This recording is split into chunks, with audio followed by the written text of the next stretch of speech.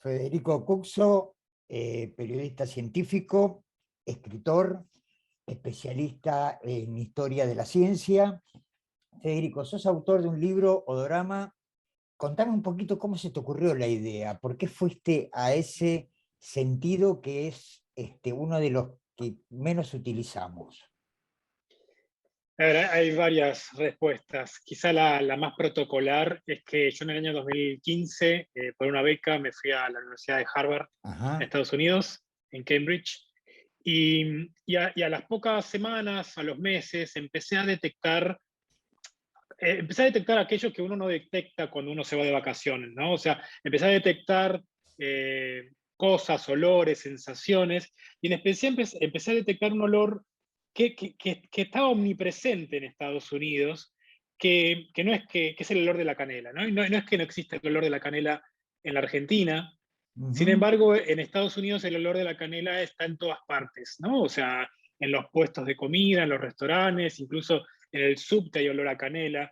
Y me empecé a hacer lo que busco lograr en este libro, que es la pregunta por el olor, ¿no? Empecé a bien, preguntar, movido por la curiosidad, de preguntarme por qué existe esta dictadura del olor de la canela en Estados Unidos, y empecé a hacer preguntas. Son historias, es un libro basado en historias, que ajá, empecé a preguntar a sociólogos, a historiadores, a biólogos, a perfumistas, y eso me llevó a abrir una puerta, que luego abrí dos puertas más, y así se fue armando un libro en el cual yo busco básicamente que se hable de algo de lo que no se habla, ¿no? A mí siempre me interesó cómo las sociedades construyen, de qué temas hay que hablar y de qué temas no hay que hablar, ¿no? Y el olor, en especial lo que es el olor corporal, por ejemplo, es un gran tema que, sobre todo exacto. el olor corporal es un gran tabú en las sociedades occidentales, y empecé a detectar eh, básicamente que el olor es un gran protagonista en la historia, no solo de la humanidad, sino del universo, Ujú, pero sin embargo ha sido corrido de lado. Es como si fuese un protagonista que siempre está, pero que ni historiadores ni intelectuales le han dado mucha importancia, ¿no? Entonces, fíjate que mi libro se llama Historia Cultural del Olor y no del Olfato, porque yo busco exacto. también un poco también cara al ser humano del centro, ¿no? O sea, no es muy antropocéntrica la historia, y eso, mostrar a un personaje como el olor en distintas épocas, porque yo de chico siempre me preguntaba cómo habrían olido los egipcios, las historias que uno escuchaba desde incluso la Revolución de Mayo, cómo olía esa Buenos Aires, ese virreinato del Río de la Plata, Mm, cómo olía San Martín, interesantísimo. ¿no? Y Claro. esas preguntas quizá que están, como te decía, movidas por la curiosidad y que ni siquiera muchos historiadores, al menos en la historia oficial, no te cuentan cómo olía el Coliseo romano con todos esos animales y todos esos asesinatos, o cómo olía el imperio mexica con los sacrificios, o cuando Cortés llegó a América. Por qué ahora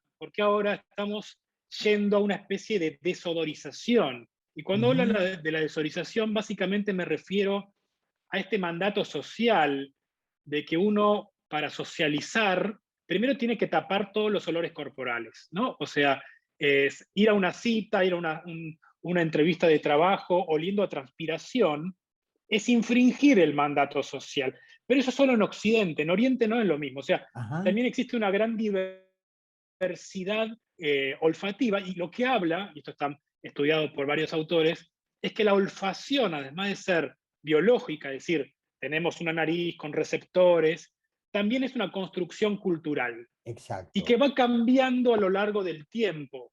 O sea, ¿qué me llega a pensar esto? Que la manera en que la gente olía hace 400 años no es la misma como olemos hoy. O sea, cómo determinamos que ciertos olores son desagradables o ciertos olores son agradables, y que no va a ser la misma dentro de 300 años, ¿no? Entonces, me Ujú, pareció que ahí había una historia muy interesante, interesantísima. y el gran termómetro fue cuando yo estaba investigando, porque investigué durante varios años de este tema. ¿Cuánto te llevó a Cada vez, investigarlo? ¿Cuánto te llevó a más o menos, investigarlo?